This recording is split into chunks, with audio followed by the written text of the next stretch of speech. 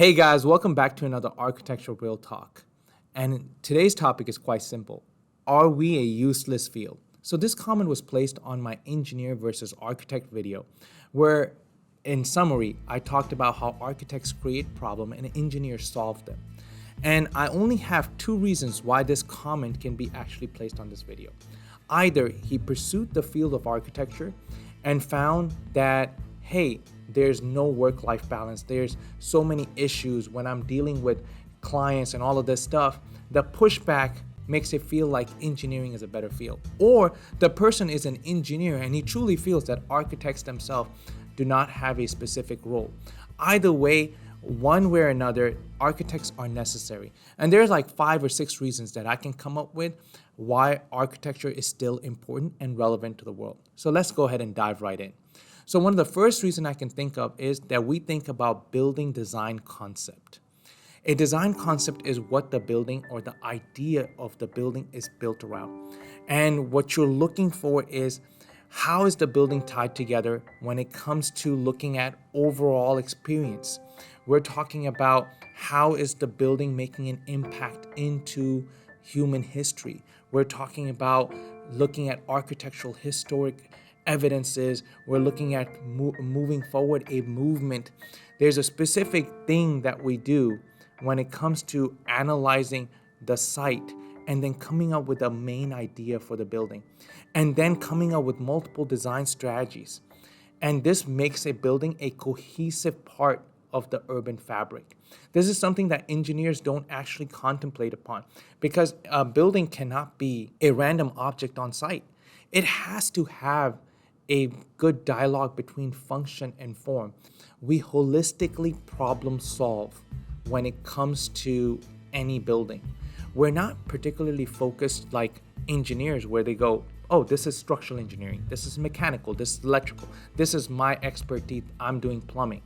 Rather, we're looking at coordinating an entire construction set. We're looking at the dialogue between plumbing and electrical. We're seeing that there's abnormalities. We're looking at coordinations. We're looking at change order. We're looking at the whole picture, right? So this is something that we're trying to put into place. Like, how is this working in urban context? How am I working with civil? How am I working with the site? So we're looking at it when it comes to the problem solving. Yes, engineers are solving the problem, but we're arranging these problems in a manner where they can be executed in a sequence to give about the entirety of the building. Now, the third reason that I feel like architecture is far more relevant than engineering, because having creativity, having innovation, pushing the boundaries of what architecture is capable of is far more interesting, or should be far more lucrative than just simply solving a problem. What I mean by that is creativity and innovation. We're pushing the boundaries of sustainability. We're pushing the boundaries of what building was. We do not go back to saying, oh, 2 + 2 = 4 on this problem or in this project. It should equal exactly the same here too, because it's very easy to replicate an idea.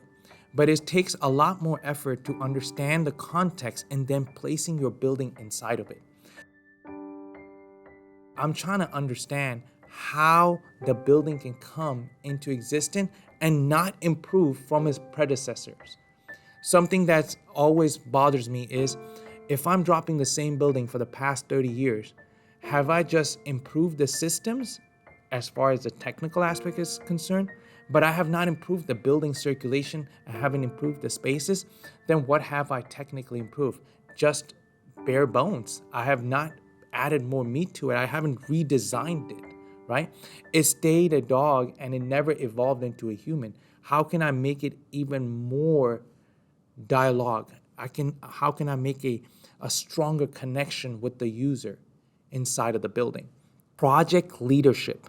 Just like in coordinating a set, when we are putting together different discipline and trying to work out the set as a cohesive sequence, just like that, we have a relationship. We have a relationship with the client, the contractor, or consultant, structural, mechanical, electrical, plumbing. A lot of the engineers only communicate and have a dialogue with either the architect or the client if they're design build firm. So majority of the time, you're only communicating with one-way street. As an architect, you're battling also social cues. You're also talking directly with the city. So a lot of the engineer's job gets done the moment they have communicated their ideas across to the architect, and then it's architect's job to convey all of this structural changes, all of these electrical changes through the client to the contractor. Is it possible? Can we bid on this? Is there a price change? All of these coordination or scheduling, as I would say, and all of this communication, bringing the people together, having these team meetings, having these kickoff meetings, these are all necessary parts of being an architect. That's something that engineers don't do on a regular basis. Again, architects spend about 45 to 50% at their peak career outside of the office. They're always in someone else's office, or they're always on a job site. So these are some of the roles that architects have to do. So project leadership completely changes the way engineers and architects operate. We're always the one who's delivering the bad news, but we're also the one that are coming up with good news. So most of the time, because we're the people who are actually enticing the actual dialogue, it makes us seem like a bad guy, because we are always on that forefront of saying, hey guys, this won't work. Hey guys, electrical came back with this, structural needs to change, or plumbing needs to change. So we're always the bearer of bad news because we're trying to put things together. This is something like a therapy exercise, and it's something that is undermined in the field of architecture, but it's something that we do with engineers all the time. The next thing I want to say is that we really, really care about the sustainability and context.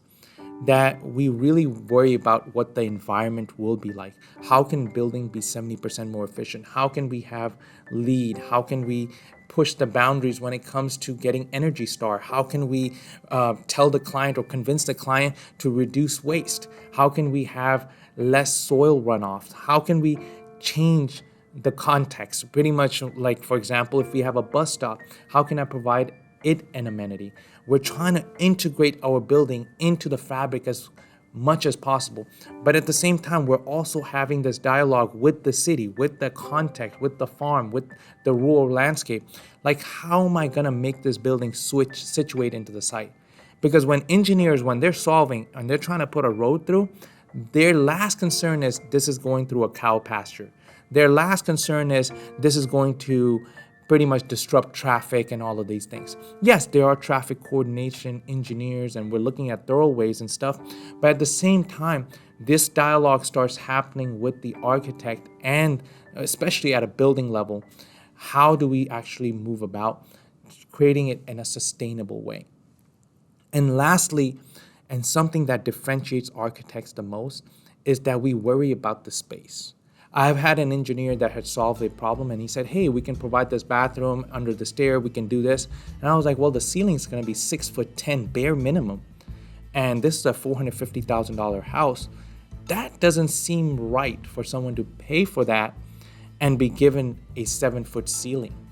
So maybe we need to reorient the bathroom and then try to create that as a storage or drawers or slide out drawers. There's multiple options we can do.